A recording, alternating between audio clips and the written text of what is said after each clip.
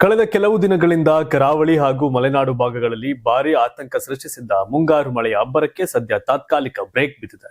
ಭಾರತೀಯ ಹವಾಮಾನ ಇಲಾಖೆಯ ಇತ್ತೀಚಿನ ಮುನ್ಸೂಚನೆಯ ಪ್ರಕಾರ ರಾಜ್ಯದ ಹಲವು ಭಾಗಗಳಲ್ಲಿ ಮಳೆಯ ತೀವ್ರತೆ ಇಳಿಕೆಯಾಗಲಿದ್ದು, ಮುಂದಿನ ಕೆಲ ದಿನಗಳ ಕಾಲ ಸಾಧಾರಣ ಮಳೆಯಷ್ಟೇ ನಿರೀಕ್ಷಿಸಲಾಗಿದೆ.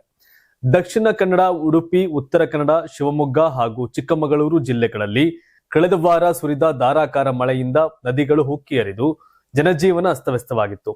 ಆದರೆ ಇದೀಗ ಹವಾಮಾನದಲ್ಲಿ ಬದಲಾವಣೆಯಾಗಿದ್ದು, ಈ ಭಾಗಗಳಲ್ಲಿ ಮಳೆಯ ಪ್ರಮಾಣ ಕಡಿಮೆಯಾಗುವ ಸಾಧ್ಯತೆ ಇದೆ ಅಂತ ಇಲಾಖೆ ತಿಳಿಸಿದೆ. ಮತ್ತೊಂದೆಡೆ ಬೆಳಗಾವಿ, ಧಾರವಾಡ, ವಿಜಯಪುರ, ಕಲಬುರಗಿ ಸೇರಿದಂತೆ ಉತ್ತರ ಕರ್ನಾಟಕದ ಬಹುತೇಕ ಜಿಲ್ಲೆಗಳಲ್ಲಿ ಒಣ ಹವೆ ಮುಂದುವರಿಯಲಿದ್ದು, ಮಳೆಯ ಕೊರತೆಯ ಜೊತೆಗೆ ತಾಪಮಾನವೂ ಕೊಂಚ ಏರಿಕೆಯಾಗುವ ಸಾಧ್ಯತೆ ಇದೆ ಅಂತ ಹವಾಮಾನ ತಜ್ಞರು ಹೇಳಿಕೆಯನ್ನು ಕೊಟ್ಟಿದ್ದಾರೆ. ಇನ್ನು ರಾಜಧಾನಿ ಬೆಂಗಳೂರು ಸೇರಿದಂತೆ ದಕ್ಷಿಣ ಒಳನಾಡಿನ ಜಿಲ್ಲೆಗಳಲ್ಲಿ ಮೋಡ ಕವಿದ ವಾತಾವರಣ ಮುಂದುವರಿಯಲಿದ್ದು, ಸಂಜೆ ಅಥವಾ ರಾತ್ರಿ ವೇಳೆ ಕೆಲವೆಡೆ ಹಗುರದಿಂದ ಸಾಧಾರಣ ಮಳೆಯಾಗುವ ಸಾಧ್ಯತೆ ಇದೆ. ಒಟ್ಟಾರೆ ಕರಾವಳಿ ಮತ್ತು ಮಲೆನಾಡಿನಲ್ಲಿ ಮಳೆಯ ಅಬ್ಬರ ತಗ್ಗಿರುವುದು ಜನರಿಗೆ ತಾತ್ಕಾಲಿಕ ನಿರಾಳತೆ ತಂದಿದ್ದರೂ ಹವಾಮಾನ ಇಲಾಖೆಯ ಮುಂದಿನ ಮುನ್ಸೂಚನೆಗಳತ್ತ ಗಮನ ಹರಿಸುವಂತೆ ಅಧಿಕಾರಿಗಳು ಸಲಹೆ ಕೊಟ್ಟಿದ್ದಾರೆ.